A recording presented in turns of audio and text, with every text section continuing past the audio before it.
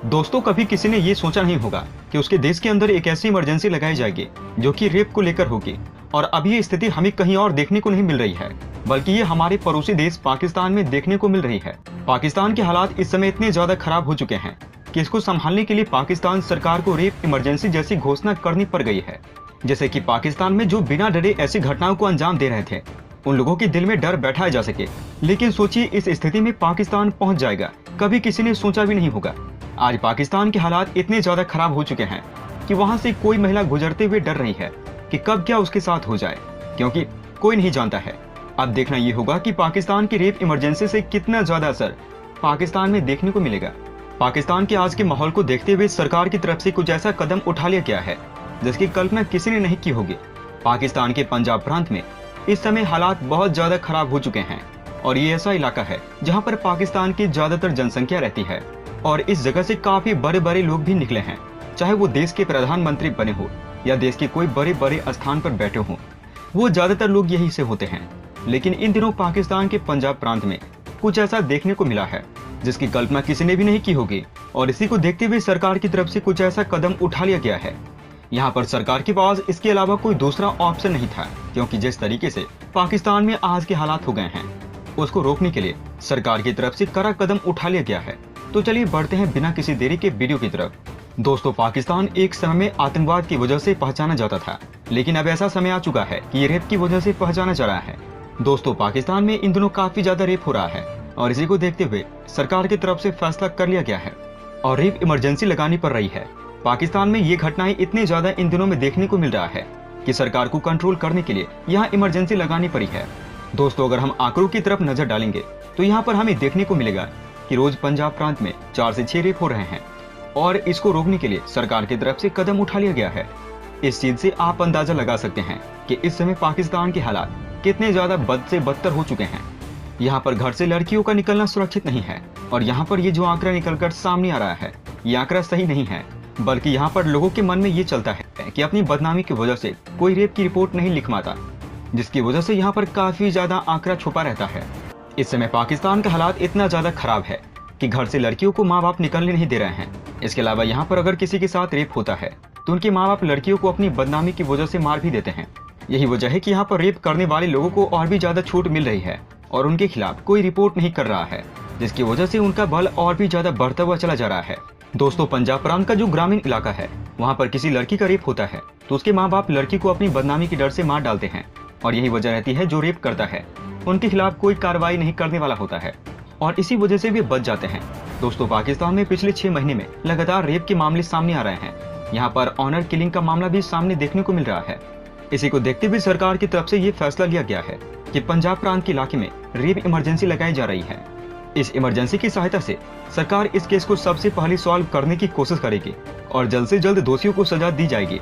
और साथ ही कई हजार मामले ऐसे हैं जो रजिस्टर्ड नहीं हो पाते हैं, उन मामलों को भी रजिस्टर्ड किया जाएगा और उन पर भी कार्रवाई की जाएगी और दोषियों को पकड़ा जाएगा। और इसमें उन लोगों के खिलाफ भी कार्रवाई की जाएगी जो अपनी बदनामी के डर से अपनी ही बेटियों को मार देते हैं। उन लोगों को भी सरकार सजा दिलाने वाली है और इस इमरजेंसी का सहारा लेकर पाकिस्तान उन दोषियों के दिल में डर बैठाना चाहता है। आप अंदाजा लगा सकते हैं, जब कोई एक इलाके में रोज 4 से 6 रेप जो कि रजिस्टर हो रहे हैं और सोचिए न जाने कैसे इतने केस होंगे जिनको अभी रजिस्टर्ड ही नहीं किया गया होगा, उनका तो आंकड़ा कई गुना ज्यादा होगा। इसलिए सरकार द्वारा इस इमरजेंसी को लगाया गया है और फैसला कर लिया गया है उन दोषियों के दिल में डर बैठाया जाएगा जो कि ये सब काम कर रहे हैं और उन सबको जल्द से जल्द सजा भी दी जाएगी। जिस तरीके का कानून पाकिस्तान में मौजूद था उसको देखते हुए रेप करने वाले लोगों को खुली छूट मिली हुई थी, इसलिए सरकार की तरफ से इमरजेंसी घोषणा लगा दी गई है, जिसकी वजह से यहाँ पर रेप के मामले अब थोड़े कम होते हुए दिखाई देंगे। इस विषय में आपको क्या लगता है, सरकार के इस रेप इमरजेंसी लगाने की वजह से रेप में कमी आएगी या फिर नहीं? आप अपनी राय हमें नीचे कमेंट बॉक्स में लिखकर बता सकते हैं। दोस्तों, वहीं दूसरी तरफ हारून शरीफ ने इस्लामाबाद पॉलिसी रिसर्च इंस्टीट्यूट की ओर से आयोजित एक कार्यक्रम में कहा, सऊदी के क्राउन प्रिंस मोहम्मद बिन सलमान पाकिस्तान में 20 अरब डॉलर का निवेश करने के इच्छुक थे, लेकिन इनके लिए उनकी शर्त थी कि इस निवेश को राजनेताओं और ब्यूरोक्रेसी से बचाना होगा। हारून शरीफ ने अपने बयान को स्पष्ट करते हुए मंगलवार को एक निजी न्यूज चैनल से बात करते हुए कहा, सऊदी के क्राउन प्रिंस पाकिस्तान को अच्छे तरीके से समझते हैं, इसलिए उन्होंने कहा था इसको फास्ट ट्रैक करने के लिए ब्यूरोक्रेसी से निकालना होगा ताकि इसे जमीन पर उतारा जा सके। हमें अंतर्राष्ट्रीय स्तर के निवेश के लिए मुल्क में व्यवस्था बनानी होगी। सऊदी अरब हमसे ये कह रहा था, हमने सऊदी के निवेश को पूरी तरीके से मिस कर दिया है। अगर मिस ना किया होता तो ऐसी स्थिति नहीं होती। हारून शरीफ ने कहा कि साल 2019 में एक बैठक के दौरान MBS कहा था कि सऊदी सरकार पाकिस्तान में 20 अरब डॉलर के निवेश का वादा कर रही है, लेकिन जब तक आप इसे राजनीति और ब्यूरोक्रेसी से बचाएंगे नहीं, ये निवेश नहीं हो पाएगा।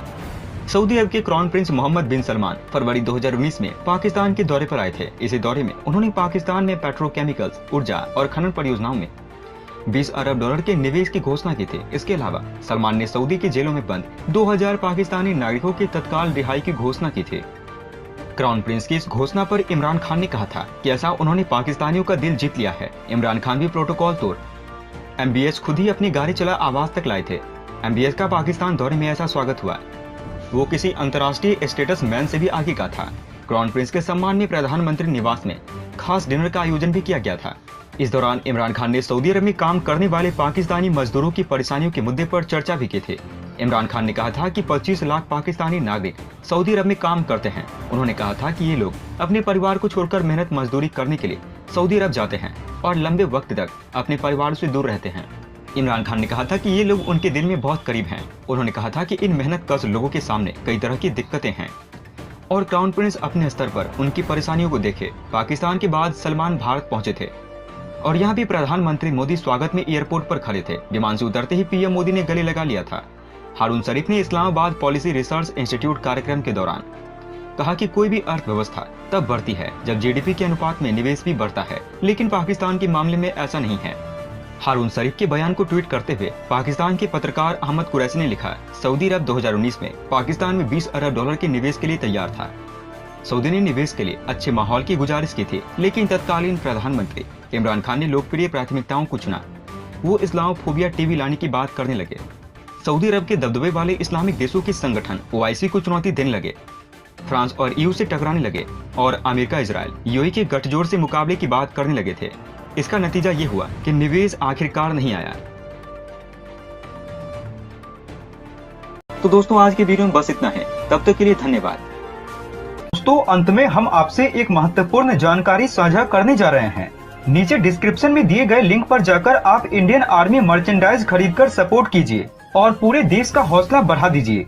जाने से पहले वीडियो को लाइक और शेयर करें तथा चैनल को सब्सक्राइब करना न भूलें।